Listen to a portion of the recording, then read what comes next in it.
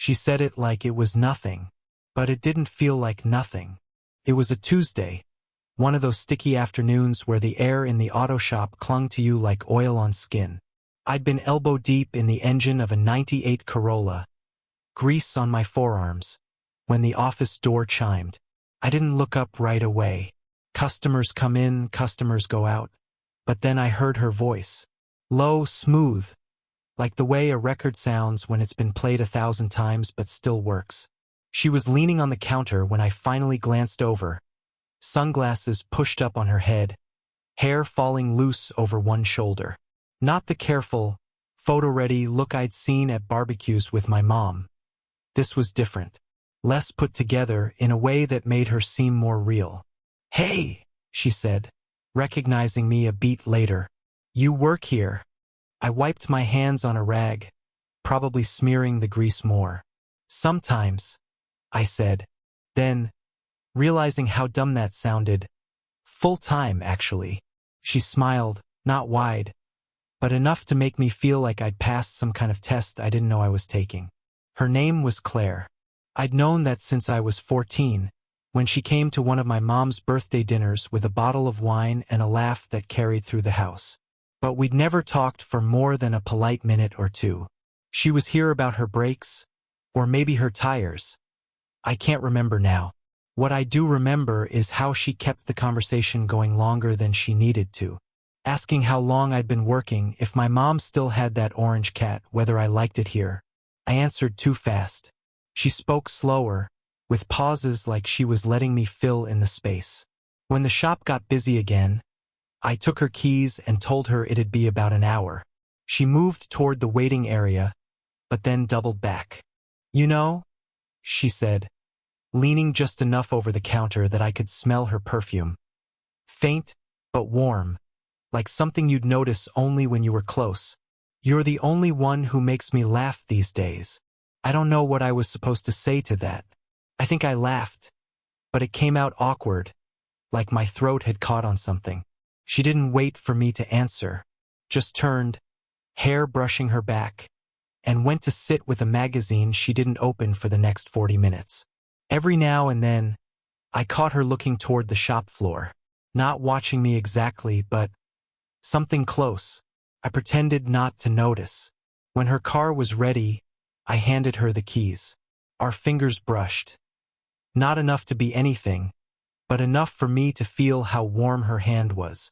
"Thanks," she said, tilting her head in a way that made it feel like she was looking right past the grease and the sweat. "See you around." She left with the same slow, unhurried walk she'd come in with, the door chiming behind her. That night, I kept replaying her voice in my head, like I missed something, or maybe wanted something. It was raining hard the night I ended up at Claire's place. Not on purpose, not entirely, anyway. I was dropping something off for my mom, a casserole dish Claire had borrowed weeks ago. She opened the door in a loose sweater, hair damp like she'd just come from the shower. "Come in," she said, stepping aside, "before you drown out there." The house was warm, smelling faintly of tea and something roasted in the oven hours earlier. A lamp in the corner cast soft light over the living room. Felt quieter than it should have, not empty, just contained. She offered me tea without asking if I wanted any. We sat across from each other at her kitchen table, steam curling up between us. At first, the conversation was harmless, work, mutual friends, the weather, like it was something we could both control if we talked about it long enough. Then her phone buzzed on the table. She didn't answer right away, just stared at the screen for a moment before flipping it face down. "You okay?" I asked. She shrugged, wrapping her hands around her mug. "Just someone I don't feel like talking to right now." Her tone was light, but she wouldn't meet my eyes. I wanted to ask who. I didn't. Instead, I told her about the old motorcycle I'd been working on after hours at the shop. She leaned forward, chin on her hand, listening like it mattered. Like I mattered. Every time she smiled, I felt myself leaning in a little more. The rain outside picked up, tapping against the windows. The clock over the stove ticked too loudly. At one point, she reached across the table to push the sugar toward me, and her fingers brushed mine. It was nothing, a fraction of a second, but my chest tightened like I'd been caught doing something I shouldn't. I could see the same awareness flicker in her face. She didn't pull her hand back right away. Something in my throat made speaking impossible, so I just looked at her. Longer than I should have. She looked back. The air between us shifted, heavier, closer. I could feel the shape of a question forming in my mouth, one I wasn't sure I wanted to answer if she said yes. That's when her phone buzzed again. This time, she picked it up, read the message quickly, then set it back down without a word. The moment was already slipping away. I hesitated, my hand halfway to hers when she said, softly but firmly, "You should go now." And I did. But only my body left that room. We hadn't seen each other for 2 weeks. That shouldn't have meant anything. But when I walked into the bookstore that rainy Thursday evening and found her at the back table, it was like every minute we hadn't spoken had been stored up in my chest. She was alone, a paperback open in front of her but untouched, a coffee cooling by her elbow. She looked up, startled, then gave the smallest smile, the kind you give someone when you're not sure if you're allowed to be glad they're there. "Hey," I said. She nodded toward the empty chair. "Sit." We made small talk at first. Or tried to. My words came too fast. Hers came too slow. I noticed the faint redness around her eyes, like maybe she'd been crying earlier. She noticed me noticing and sat up straighter. After a lull, she pushed her coffee aside and said, without looking at me, "You've been avoiding me." I laughed under my breath.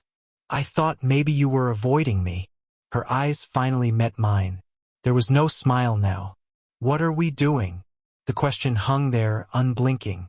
I tried to find something clever to throw back, something to make it light, but nothing came. "I don't know," I said, "but I can't seem to stop." Her jaw shifted slightly, the way it does when she's holding something back. We didn't move, didn't reach for each other, just sat in the hum of the espresso machine and the low murmur of strangers' conversations. "I can't," she started, then stopped. Her gaze dropped to the table, tracing the ring her coffee cup had left. "It's not. It shouldn't be anything." "Then why does it feel like it is?" She didn't answer. The silence between us wasn't awkward this time. It was too heavy for that, like it had weight, shape, temperature. I could feel it pressing on both of us. Her hand rested on the edge of the table. I thought about reaching for it, thought about breaking the quiet, but something in her posture told me not to. Not because she didn't want me to, but because it would tip us past a point we couldn't return from. I stayed still. So did she.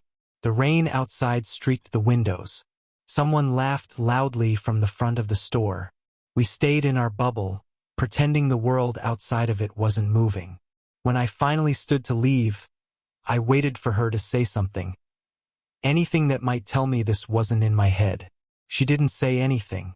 Just looked at me, like she was already mourning something we never even had.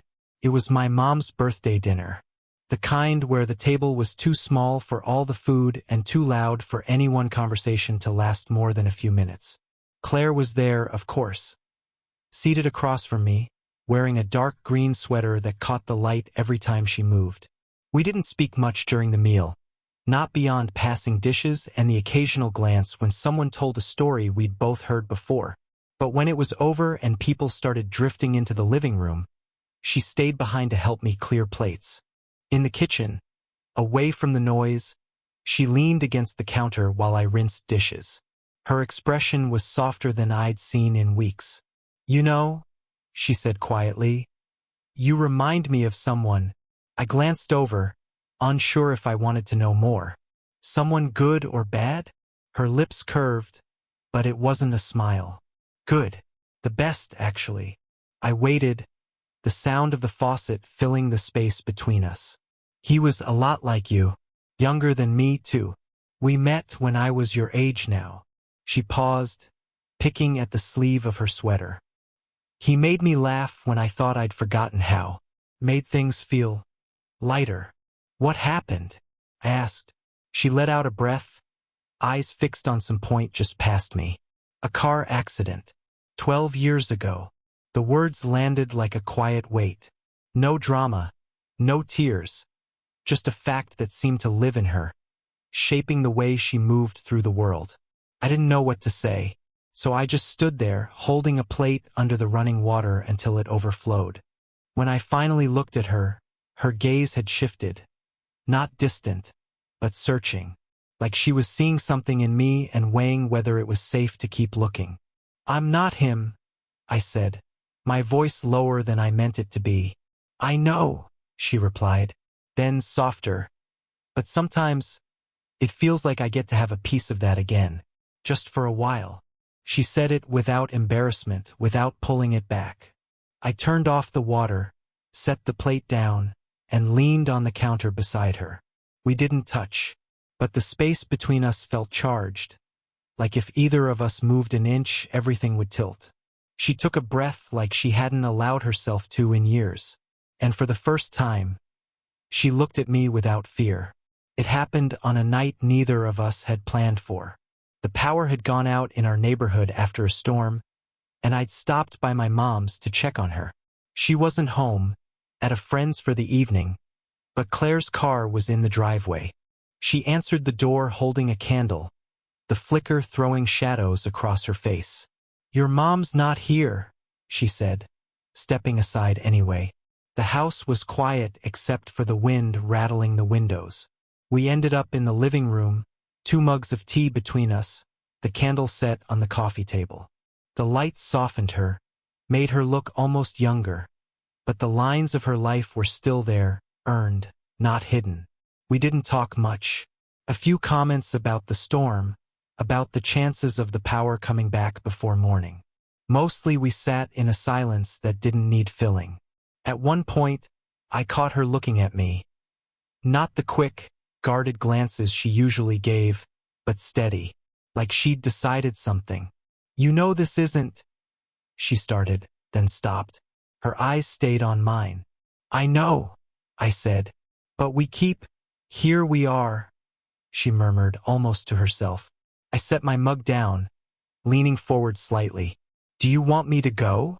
She didn't answer right away. Her gaze dropped to my hands resting on my knees, then came back up. No, that one word held more weight than anything else she could have said.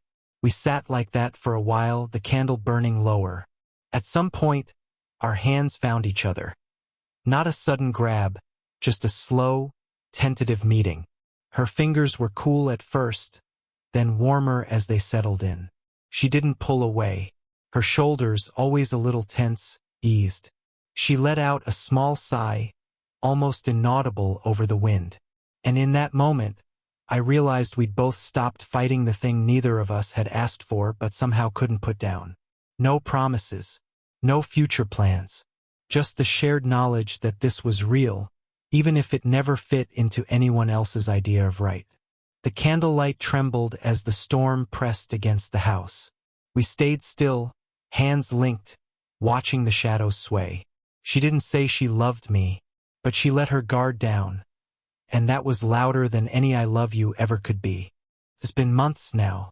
We still see each other, though not in the way people might imagine. There are no candlelit dinners, no grand declarations.